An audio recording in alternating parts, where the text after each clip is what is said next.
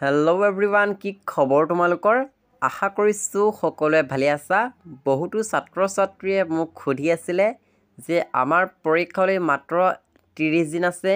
এই 30 দিনত আমি অসমীয়া বিষয়টো কেনেকৈ পঢ়িলে বা কি কুৱেশ্যন পঢ়িলে 80% আনিব পাৰিম তাক লৈ এটা ভিডিঅ' লাগে। গতিকে আজি মই তোমালোকৰ বাবে সেই ভিডিঅ'টো লৈ আহিছোঁ। গতিকে ভিডিঅ'টো মষ্ট ইম্পৰ্টেণ্ট হ'ব, স্কিপ নকৰাকৈ আৰম্ভণিৰ পৰা শেষলৈকে চাই যাবা। যিহেতু তোমালোকৰ পৰীক্ষালৈ আৰু 30 দিন আছে, এই 30 দিনত মই কোৱা কথাকেইটা বা টিপছকেইটা তোমালোকে ফ'ল' কৰিলে 80% পাবাই। গতিকে ভিডিঅ'টো ভালদৰে চাই যোৱা। প্ৰথমতে তোমালোকে এটা কাম কৰিবা, তোমালোকৰ প্ৰি টেষ্ট এক্সামৰ কুৱেশ্যন পেপাৰখিনি তোমালোকে প্ৰেক্টিছ কৰিবা। যিমানখন ডিষ্ট্ৰিক্ট আছে সেই সকলো ডিষ্ট্ৰিক্টৰ কুৱেশ্যন পেপাৰসমূহ ইতিমধ্যে মই মোৰ হোৱাটছআপ গ্ৰুপত শ্বেয়াৰ কৰিছোঁ। নিশ্চয় তোমালোকে পাইছা আৰু সেই কুৱেশ্যন পেপাৰসমূহ তোমালোকে প্ৰেক্টিছ কৰা।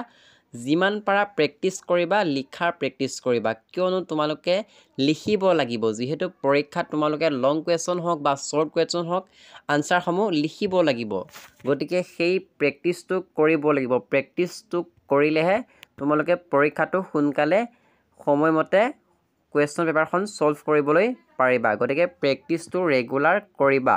যিমানখন ডিষ্ট্ৰিক্ট আছে সকলো ডিষ্ট্ৰিক্টৰ কুৱেশ্যন পেপাৰসমূহ মই দিছোঁ। সেই কুৱেশ্যন পেপাৰসমূহ তোমালোকে প্ৰথমতে প্ৰেক্টিছ কৰিবা।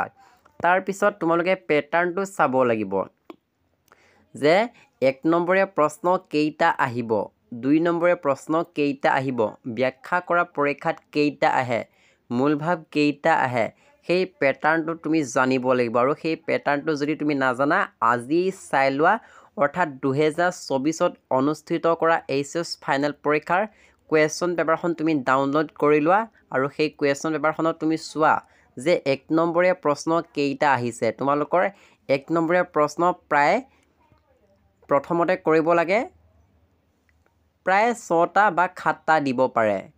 আৰু 2 নম্বৰীয়া প্ৰশ্ন তোমালোকৰ 14 মাৰ্ক থাকে, তাৰে তোমালোকৰ 15টা বা 16টা দিয়ে। তাৰ পৰা তোমালোকে কেইটামান কৰিব লাগে আৰু তাত থাকে 14 নম্বৰ। গতিকে 1 নম্বৰীয়া প্ৰশ্ন আহে 7টা কৰিব লাগে, প্ৰায় 10টামান থাকে, তাৰে পৰা তোমালোকে 7টা কৰিব লাগে। ঠিক একেদৰে 2 নম্বৰীয়া প্ৰশ্নও থাকে 15টা বা 10টা, তাৰ পৰা তোমালোকে বেছি কৰিব নালাগে, 7টা বা 8টা কৰিব লাগে আৰু তাত থাকে 14 মাৰ্ক। গতিকে সেই পেটাৰ্ণটো তোমালোকে জানিব লাগিব। গতিকে সেই পেটাৰ্ণটো যদি নাজানা, কুৱেশ্যন পেপাৰ এখন ডাউনলোড কৰি ল'বা আৰু সেই কুৱেশ্যন পেপাৰখনত যেনেকুৱা টাইপৰ কুৱেশ্যন আহিছে সেই কুৱেশ্যনসমূহ প্ৰেক্টিছ কৰা। তেতিয়াহে তোমালোকে ভাল মাৰ্কছ পাবলৈ সক্ষম হ'বা। তাৰপিছত মই তোমালোকক এতিয়া কেইটামান টিপছ ক'ম বা কেইটামান কমন কুৱেশ্যন আনচাৰ কথা ক'ম। সেই কমন কুৱেশ্যন আনচাৰখিনি তোমালোকে চাই যাবা। প্ৰথমতে তোমালোকে 1 নম্বৰীয়া 2 নম্বৰীয়া পাঠৰ মাজৰ প্ৰশ্নবোৰ পঢ়িবা। যিহেতু অসমীয়া কিতাপখনৰ সকলো প্ৰশ্ন পাঠৰ মাজৰ পৰা আহিব। যেনে তোমালোকৰ কিতাপত লক্ষ্মীনাথ বেজবৰুৱাৰ বিষয় আছে, লক্ষ্মীনাথ বেজবৰুৱাই লিখা আত্মজীৱনী বা গ্ৰন্থ বা কবিতা পুথি, এনেকুৱা টাইপৰ যিমানবোৰ গ্ৰন্থ আছে সকলোবোৰ গ্ৰন্থ বা উপন্যাস তোমালোকে চাব লাগিব। কিয়নো তোমালোকৰ অসমীয়া পৰীক্ষাত সকলো প্ৰশ্ন মাজৰ পৰা দিয়ে আৰু গ্ৰন্থ কবিতা পুথি এইবোৰ প্ৰশ্ন পৰীক্ষাত বাৰে বাৰে আহি থাকে। গতিকে সেইবোৰ প্ৰশ্ন চাব লাগিব। তাৰপিছত মগনীয়া যি লেচন আছে তোমালোকৰ, সেই মগনীয়া লেচনটোৰ পৰা পাঠৰ মাজৰ প্ৰশ্ন আহিব আৰু মগনীয়াজনৰ শৰীৰৰ চমু পৰিচয় বৰ্ণনা দিয়া, এনেকুৱা এটা প্ৰশ্ন আহে। গতিকে সেইটো প্ৰশ্ন তোমালোকে চাই যাব লাগিব।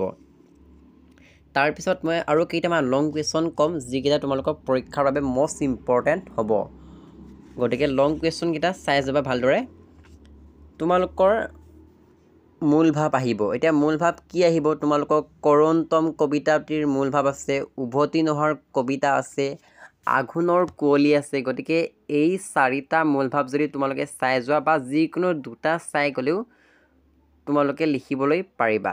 কিয়নো তোমালোকৰ পৰীক্ষাত মূলভাৱ 4টা বা 3টা দিব, তাৰ পৰা তোমালোকে মাত্ৰ এটা মূলভাৱ লিখিব লাগে আৰু সেই মূলভাৱটো থাকিব 5 মাৰ্কছ। গতিকে সেই 5 মাৰ্কছটো ইজিলি পাই যাবা। তোমালোকে যিকোনো এটা মূলভাৱ চাই গ'লেও হ'ল গতিকে তোমালোকে উভতি নোহোৱাৰ কবিতাটি মূলভাৱটো চাবা সেইটোৱে তোমালোকৰ পৰীক্ষাত এইবাৰ আহিব পাৰে মষ্ট ইম্পৰ্টেণ্ট হয় গতিকে উভতি নোহোৱাৰ কবিতা বা কৰুণতম কবিতাটিৰ মূলভাৱটো চাই যাবা আৰু সেই মূলভাৱটো লিখিলে তোমালোকে 5 নম্বৰ পাই যাবা এতিয়া মই কেইটামান লং কুৱেশ্যনৰ কথা ক'ম যেনে তোমালোকৰ এটা কুৱেশ্যন আছে যে ককাই মোৰ ওপৰত খং নকৰিবা মোৰ হাতত একোৱেই নাই কোনে কি প্ৰসংগত এই কথাষাৰ কৈছিল বুজাই লিখা এইটো প্ৰশ্ন বহুত দৰকাৰী হয় এইটো প্ৰশ্ন চাব লাগিব তাৰপিছত যিমানবোৰ ব্যাখ্যা কৰা আছে তোমালোকৰ সেই প্ৰিভিয়াছ ইয়েৰত অহা ব্যাখ্যা কৰাবোৰ তোমালোকে চাব লাগিব আৰু এটা ইম্পৰ্টেণ্ট কুৱেশ্যনৰ কথা ক'ম চিৰন্তন মূল্যবোধ সম্পৰ্কে বুজাই লিখা এই চিৰন্তন মূল্যবোধৰ সম্পৰ্কে পৰীক্ষাত কিন্তু আহে তাৰপিছত বীৰ পূজাৰ ওপৰত তোমালোকৰ পৰীক্ষাত প্ৰশ্ন আহে গতিকে বীৰ পূজাটো তোমালোকে চাব লাগিব আৰু কথা কবিতা কাক বোলে ইয়াৰ বৈশিষ্ট্য লিখা এইবোৰ প্ৰশ্ন আহে লং কুৱেশ্যন গতিকে এইবোৰ প্ৰশ্নও চাব লাগিব আৰু ভাৰতীয় দৰ্শনে মূল্যবোধক কেইটা শ্ৰেণীত ভাগ কৰিছে সেইসমূহৰ বিষয়ে লিখা এনেকুৱা ধৰণৰ লং কুৱেশ্যনসমূহ আহে আৰু কৈশোৰ কালৰ ওপৰত তোমালোকৰ লং কুৱেশ্যন আহিবই সেইবোৰ মই ভিডিঅ' দিছোঁ তোমালোকে যদি চোৱা নাই চাই ল'বা তাৰপিছত কাঠমিস্ত্ৰী ঘৰৰ সেই কবিতাটোৰ পৰা লং কুৱেশ্যন আহিব যে কাঠমিস্ত্ৰীৰ শ্ৰমৰ এটি চমু বৰ্ণনা দিয়া এইটো লং কুৱেশ্যন বহুত দৰকাৰী হয় কমন হয় গতিকে এইটো প্ৰশ্নও তোমালোকে চাব লাগিব তাৰপিছত পৃথিৱীৰ আকাশে বতাহে কবিয়ে কিহৰ আহ্বান শুনিবলৈ পাইছে এইটো বহুত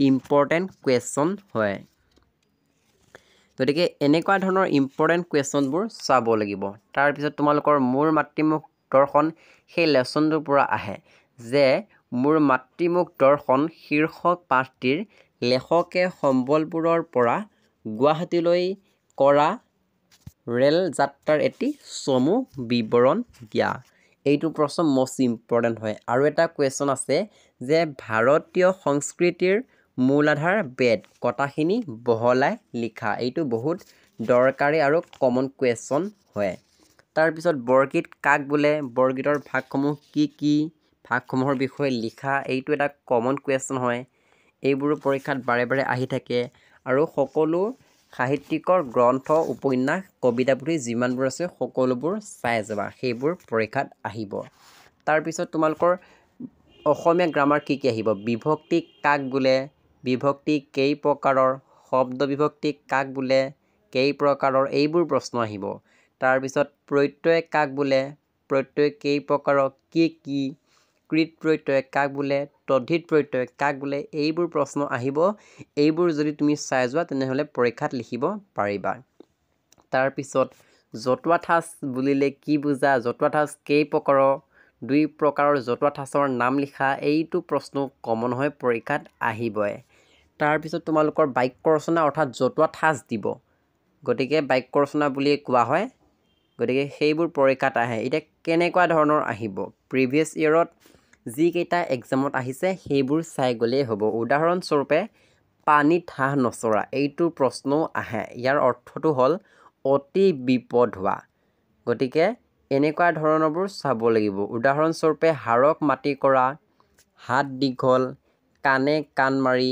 পানীৰ তলৰ কাঁইট আঠে বেঠে এইকেইটা মই এক্সাম্পল দিলোঁ এনেকুৱা ধৰণৰ যিকেইটা তোমালোকৰ বাক্য ৰচনা অৰ্থাৎ জতুৱা ঠাঁচ আছে সেইবোৰ তোমালোকে চাই যাবা ইয়াৰ পৰাই কমন পৰিব তাৰপিছত তোমালোকৰ প্ৰত্যয় ভাঙা কেইটামান দিব আৰু সেই প্ৰত্যয় ভাঙাৰ মই ভিডিঅ' দিছোঁ তোমালোকে যদি চোৱা নাই চাই ল'বা যেনে ক্ষীৰতী জিৰণি নাৱৰীয়া গাঁৱলীয়া এনেকুৱা ধৰণৰ জতুৱা ঠাঁচ অৰ্থাৎ প্ৰত্যয়বোৰ দিব আৰু সেই প্ৰত্যয়বোৰ তোমালোকে ভাঙিব লাগিব কি প্ৰত্যয় হৈছে সেইটো দেখাই দিব লাগিব গতিকে এনেকুৱা ধৰণৰ প্ৰশ্ন পৰীক্ষাত 100% আহিবই তাৰপিছত আহিব ৰচনা কি আহিব মই ক'লোৱে যে তোমাৰ প্ৰিয় সাহিত্যিক চাবা তোমাৰ প্ৰিয় গ্ৰন্থ চাবা পৰিৱেশ প্ৰদূষণ আৰু ইয়াৰ প্ৰতিকাৰ এইবোৰ চাব লাগিব